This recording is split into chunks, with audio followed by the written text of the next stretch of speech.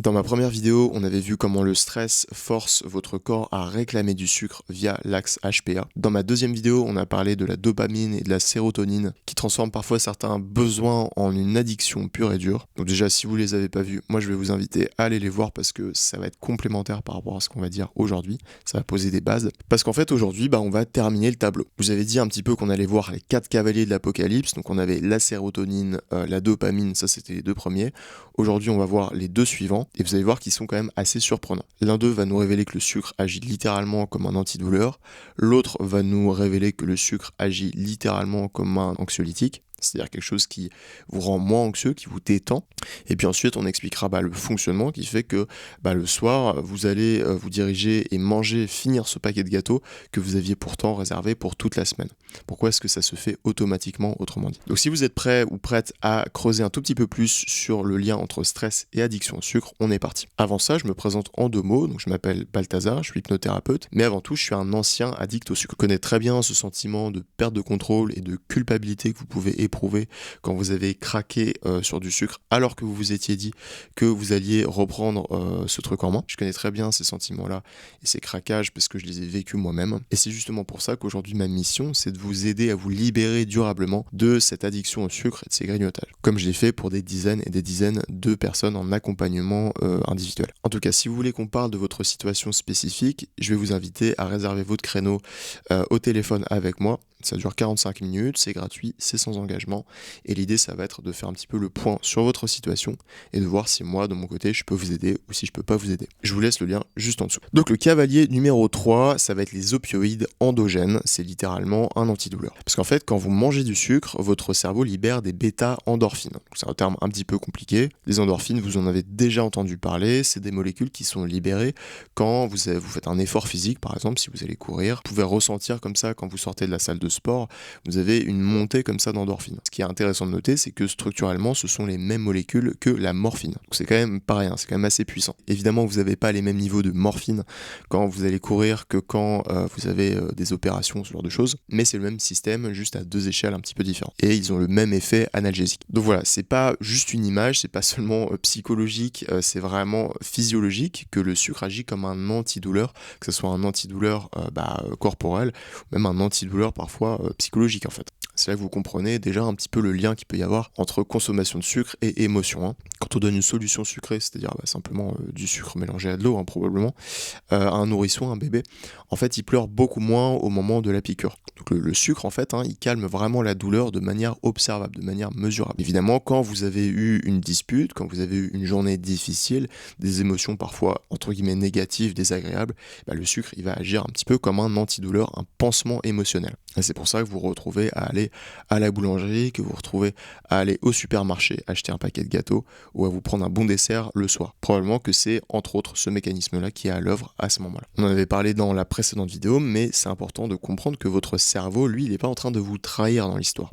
Il est en train de vous aider. Il essaye en fait de faire quelque chose pour que vous vous sentiez mieux par rapport à votre situation actuelle. Et le pire dans l'histoire, c'est que ça marche quand même super bien. Ce phénomène, il explique aussi pourquoi certaines personnes, elles ressentent des symptômes qui sont parfois proches des symptômes de sevrage, de drogue, quand elles arrêtent le sucre. C'est-à-dire que vous arrêtez brutalement le sucre, vous allez probablement vous sentir irritable, anxieux, fatigué, de mauvaise humeur. Ça, c'est pas juste dans votre tête, entre guillemets, ça s'explique biologiquement et c'est aussi cette dose-là d'opioïdes endogènes qui est réclamée par le cerveau. Et maintenant, le cavalier de l'apocalypse numéro 4, j'ai nommé le GABA. C'est la molécule de la détente que le sucre empreinte. On va en parler tranquillement. Alors le GABA, c'est en général pas du tout connu. Autant la dopamine, on en parle beaucoup, autant le GABA, on n'en parle pas trop.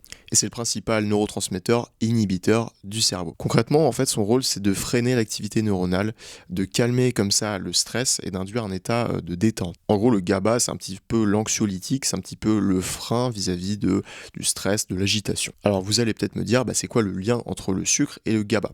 Peut-être que vous en doutez déjà, mais évidemment, le sucre favorise le GABA. GABA. Il aide indirectement à activer un petit peu ce système de freinage. Ce qui est assez troublant dans l'histoire, c'est que c'est exactement le même système qui est activé par l'alcool ou par ce qu'on appelle des anxiolytiques, qui sont en fait des médicaments pour vous sentir moins stressé. Encore une fois, ce n'est pas vraiment comparable parce que ce n'est pas à des doses équivalentes, mais le principe reste quand même le même. Et c'est pour ça que quand vous vous retrouvez stressé, quand vous dites tiens, j'ai besoin de me calmer, vous allez vous diriger directement vers du sucre. C'est exactement le même principe que quelqu'un qui est alcoolique par exemple et qui va se diriger vers les bouteilles, vers un verre de vin après le travail pour se détendre en fait.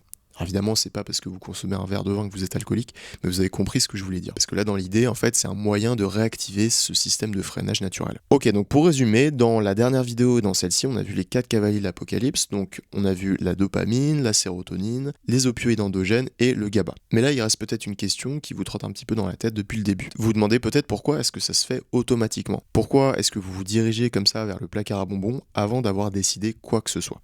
Alors en vérité, on en a déjà un tout petit peu parlé, mais la réponse, elle va tenir en fait en une phrase. Elle a été formulée par un neuropsychologue qui s'appelle Donald Hebb, H-E-B-B. Ça date des années 40 et c'est vraiment d'une clarté absolue. Ça nous dit que les neurones qui s'activent ensemble se connectent ensemble. Concrètement, ça veut dire qu'à chaque fois que se répète cette séquence stress, sucre, relâchement, il y a un schéma neuronal qui s'active et qui se renforce en fait. Alors après des dizaines et des dizaines de répétitions, ce schéma il est solide, et après des centaines, voire des milliers de répétitions, ce schéma il est juste totalement inconscient, il est juste totalement automatique. À ce stade, ce n'est plus accessible consciemment, vous pouvez vous forcer avec votre bonne volonté ou des bonnes résolutions, finalement tout ça est gravé profondément comme un automatisme. En fait, ça ne passe plus par une décision consciente de votre part d'aller manger du sucre. Votre cortex en fait préfrontal, la partie supérieure en fait du cerveau, qui est la plus récente dans l'évolution, il est mis hors jeu concrètement. Vous avez pour des raisons X ou Y un pic de cortisol qui va arriver, et là, ce système il va s'activer sans que vous ayez décidé quoi que ce soit. Et en fait là, vous n'avez pas plus de pouvoir consciemment là-dessus que vous avez de pouvoir pour contrôler votre jambe quand un médecin tape avec son petit marteau comme ça sur votre genou. Donc là, vous pourriez vous dire, ça y est, c'est foutu. J'ai vu sur YouTube, parce qu'on m'a expliqué scientifiquement que c'était mort, donc je n'ai aucune manière d'évoluer, et puis de toute manière autant me laisser aller à ce sucre et à ces grignotages, ces habitudes. Mais encore une fois, comme je le rappelais dans la vidéo précédente, il ne faut pas oublier que le cerveau est plastique, c'est-à-dire qu'il est ouvert au changement, il est possible encore de modifier les choses. Évidemment, on peut modifier les choses, mais pas de n'importe quelle manière. Et on a vu que notre volonté, elle n'avait pas d'accès là-dessus. Puisque notre cerveau, il est plastique, et puisque là, il s'agit d'un automatisme, il est possible d'incorporer, d'implémenter, je dirais, de nouveaux automatismes dans le cerveau. Mais pour ça, il faut d'abord accéder au bon niveau neurologique, si j'ose dire, pour pouvoir venir modifier les choses efficacement et durablement. Parce que là, on a les 4 cavaliers de l'apocalypse qui jouent un petit peu contre nous, plus ce conditionnement qu'on a vu justement avec le coup des neurones qui s'activent en même temps et qui s'associent. Tout ça, ça, c'est un système quand même relativement complexe qui va évidemment pas se régler en faisant juste plus d'efforts ou en vous disant le 31 décembre que ça y est, vous allez arrêter totalement le sucre pour le restant de votre vie.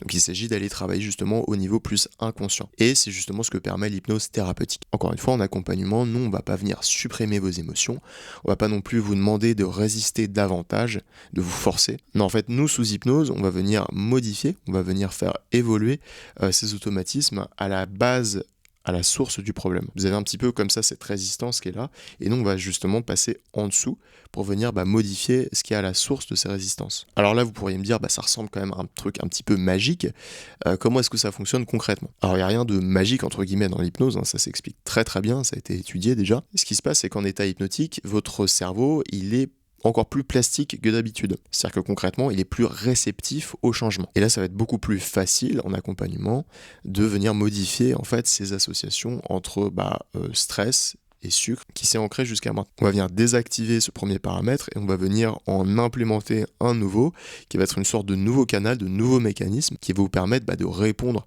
à ce besoin de vous détendre, potentiellement le soir, de vous sentir bien, etc., mais sans passer par le sucre. Vous avez un petit peu des situations déclencheuses comme ça, que ce soit du stress ou d'autres émotions, et nous, au lieu de passer par le sucre, comme ça s'est fait jusqu'à maintenant, on va venir poser une nouvelle solution qui va répondre à ce besoin de détente, ce besoin émotionnel, mais d'une autre manière, d'une manière beaucoup plus saine, et qui correspond davantage à ce que vous avez envie de faire. Donc vous voyez là que c'est pas une question de résistance, c'est pas une question de force, et c'est pas une question de vous battre contre vous-même, en fait, au contraire. Et c'est aussi pour ça que je vais jamais vous proposer une solution toute faite, parce qu'évidemment chaque client, chaque personne est différente et a des émotions différentes, et pour ça je suis obligé de proposer quelque chose qui est différent pour chaque personne. Et c'est pour ça que chaque accompagnement, il est 100% personnalisé, évidemment. En tout cas, si cette vidéo et les précédentes, voire les suivantes si elles sont déjà sorties, vous ont plu, que vous reconnaissez dans ces situations, que vous vous dites oui, évidemment ça correspond à ce que je ressens, à ce que je vis dans ma vie en ce moment. Moi je peux vous proposer qu'on s'appelle au téléphone pendant 45 minutes pour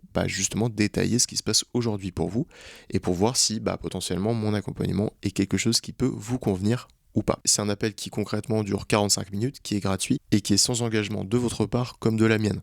C'est-à-dire que concrètement, si vous ou si moi décide que pour une raison X ou Y, c'est pas la bonne solution pour vous et que ça vous correspond pas, il n'y a pas d'engagement évidemment à continuer. Et si à l'inverse c'est un bon fit, que vous ressentez que ça va vraiment vous aider et que moi je ressens que c'est la bonne solution pour vous, on pourra planifier justement des premières dates pour démarrer cet accompagnement ensemble. En tout cas, cette discussion, c'est vraiment la première étape pour comprendre ce qui bloque aujourd'hui pour vous, et c'est vraiment de poser les choses à plat qui va ensuite pouvoir me permettre de vous aider potentiellement à vous libérer durablement de cette addiction au sucre et au grignotage. Le lien, il est juste en dessous, comme je vous disais tout à l'heure. En tout cas, moi, je vous souhaite une très bonne journée, une très bonne semaine, et je vous dis à bientôt pour une prochaine vidéo.